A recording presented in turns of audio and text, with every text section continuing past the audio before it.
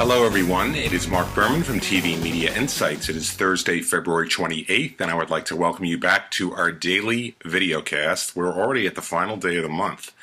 Now I want to begin today with an item in TV history. This was huge. On this day, in 1983, was the series finale of MASH. It was the 251st episode. It was 2.5 hours, and it was titled Goodbye, Farewell, and Amen. It attracted almost 106 million viewers.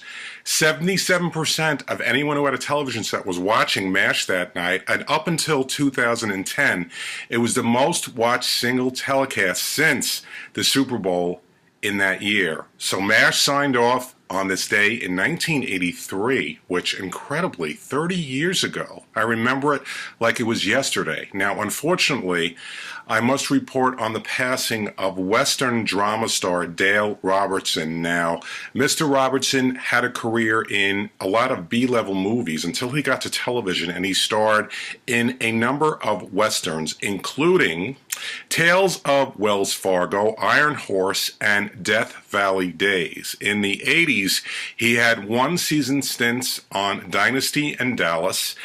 In 87-88, he headlined an NBC drama called J.J. Starbuck, and his final appearance was a 2-episode guest starring stint on a CBS dramedy in 1993 called Hearts of the West, which actually aired on Saturday nights when the networks were still programming on Saturdays. He was 89 years old. He passed away on Wednesday. Rest in peace, Dale Robertson. Now let's head over to cable. I have news on the renewals of 3 different series. Let's start with animated Archer on FX. The cable network has picked it up for a 5th season. We will have 13 new 1/2-hour episodes of Archer. If you are a fan of docuseries Mary Mary on WeTV, we have 10 more episodes. And Animal Planet has picked up Pit Bulls and Parolees, which is quite a title for a show.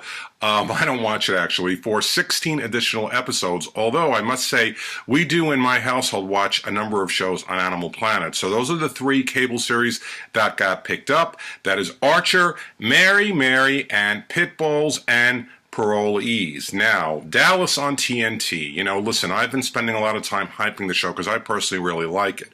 Well, if you haven't seen any of the episodes this season or need to catch up with some of them, TNT is offering them online. All the episodes so far in this 2nd season. Go to our newsletter today, and there is a link where you can find them. The national ratings and syndication, this was the week of February 11th. Always remember that syndication is 1 week behind. The off-network airing of The Big Bang Theory from Warner Brothers topped the charts, and Judge Judy was 2nd, followed by Wheel of Fortune and Jeopardy. I am actually on March 12th.